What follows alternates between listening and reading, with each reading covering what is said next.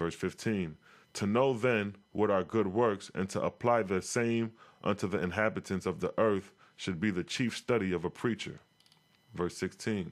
And since most crime and misery come because of poverty, and because of the division of the affairs of men, it is wiser to devise first a remedy against poverty, and second, a means of attraction to bring about a brotherhood between men. Verse 17. To accomplish which, the associations and families of tens and twenties and hundreds of thousands, with rabbis, in parentheses, priests, unto each, as Kapilya taught, is the highest and best plan. Now Kapilya was the prophet, as I stated before, who came during the time of Moses. For what Moses was for the Israelites is what Kapilya was for the children of India. Verse 18, in which families there shall be neither buying nor selling, nor ownership, nor division, nor caste, nor privilege of one above another, nor rich nor poor. Verse 19, when Sakaya was asked, how about such as can work fast and are strong and can accomplish much, shall they not have preference over those that produce less?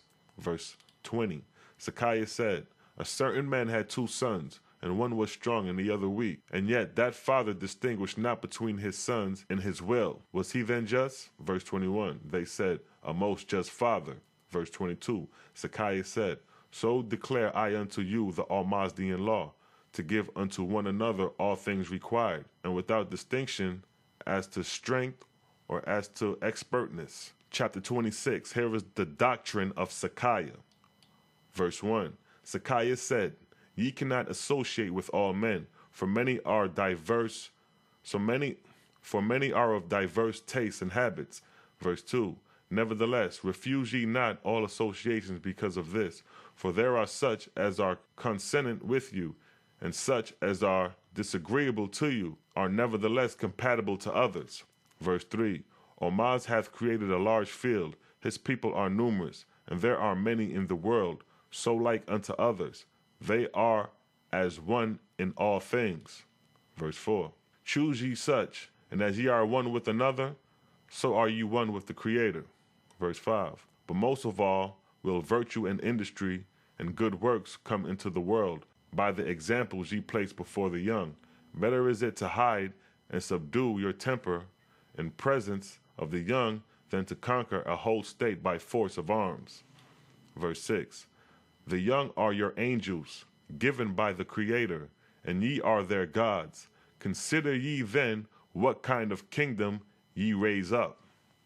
Verse 7, happiness on earth is answered by happiness in heaven, and that which is planted on earth is reaped in heaven. Verse 8, touching charity, I saw it is good to take the alms bowl and go about begging for the poor, and yet in the same breath I say it is an evil. Verse 9, this have I found of all charity, it hath 2 great evils. First, it flattereth him that giveth that he hath done a good work, and this is an injury to his own soul. Second, charity injureth the poor, because it destroyeth manhood, and giveth good caste to a beggar. Verse 10, though this kingdom is filled with hospitals and houses of charity, it is none the less free from vagrants and helpless ones. Verse 11, and though ye build 1,000 houses for the poor, and feed them withal, yet ye will have just as many still unprovided for, as when there was but one poorhouse. Verse 12, the law is unalterable in heaven and earth, that whatsoever ye nurse will grow. Verse 13, I also declare unto you an equally severe law, which is, that if ye do nothing to benefit the afflicted, distressed, and helpless, ye cannot escape the damnation of earth and heaven. Verse 14, to remedy which it devolveth upon you, to find a remedy in society itself, whereby there shall be no rich and no poor. Verse 15, for it is also law that where there are rich, there must be poor. Where there are masters, there must be servants. Verse 16, in which the rich man is a sinner before heaven and earth, even more is than the poor man. Verse 17, some of them asked Sakaya, suppose a rich man Do not feed the poor and helpless, but he give employment to 1,000 hired servants. Is he not good? Verse 18, Sakaya said, a man may feed his cattle, caring for the sick ones, but still he treateth them as cattle. A man may employ many cattle, but still he treats them as cattle. And he who does this to his brother and sister, the curse of the Creator is upon that man. Verse 19, but if he give up what he hath, and maketh himself a father over them, to develop himself in manliness and wisdom and virtue, then is his charities are as virtue. Verse 20, and whatsoever a man do, and his own self receiveth prestige over others, that man offendeth in the sight of Jehovah, in parentheses, Oahspe. Oahspe is the equivalent of Jehovah, the Creator, in the land of Persia. Verse 21, yet these things are not new in the world. They were the doctrines of the ancients, and in this day the Bremen priests preach them in languages ye understand not. Behold, I break away from their language, and preach the truth in your native tongue, and it sounds new to you. Verse 22, I have tried and proved in my own person, and I declare unto you that preaching alone is of a little avail in the world. Spoken words are a breath of air, they blow away. Written words lay in silence, they are dead. Verse 23, I am not come to preach, nor to build up a new order of preaching, but to found a practice in life whereby crime and misery and starvation may be averted. Verse 24, Kapilya the prophet covered the earth over with families of communities, and the earth became as a garden, rich in fruits and flowers. Pauperism was taken away from this land. Then came cruel wars and the destruction of harmony and of learning. Chapter 27, verse 1. Purification is the first law I give unto you. This is the same as with the ancients, which is, verse 2, ye shall not eat the flesh of any creature that breatheth the breath of life, nor of fish that live in the water, nor under the water. So here it's showing you that to walk in the true light of the Creator, you got to be vegetarian. You can't consume dead animals and thinking you holy. You playing yourself. Best for you to align yourself with that discipline and get right instead of lying, eating the flesh, thinking that the Most High gonna come to you. Verse 3, ye shall bathe once every day from the crown of thy head to the sole of thy feet, and before bathing ye shall say, before thee, O Jehovah, in parentheses, Oahspe, I will put away the filth of my body and the evil of my spirit.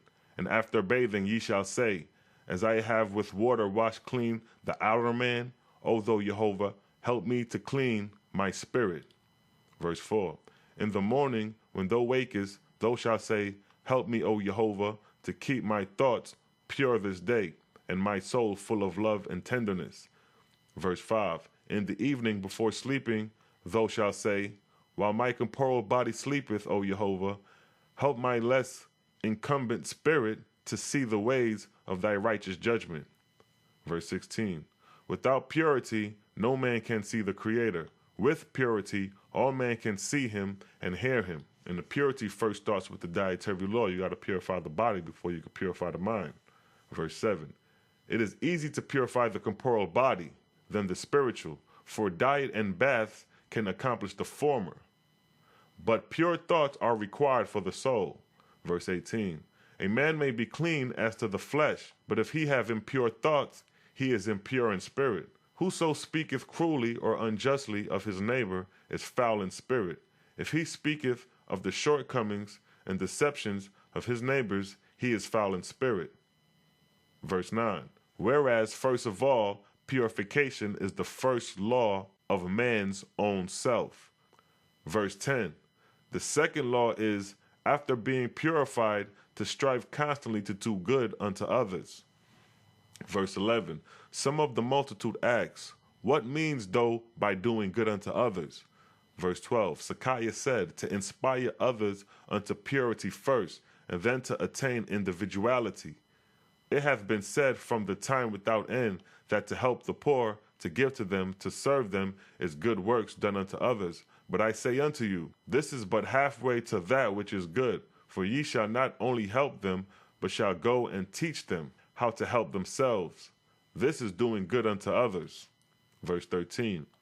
It hath been said, whosoever saith the ordinance of the priest, repeating a certain number of prayers daily, doth a good work. But I say unto you, whosoever teacheth a man to invent prayers of his own, hath done a greater good.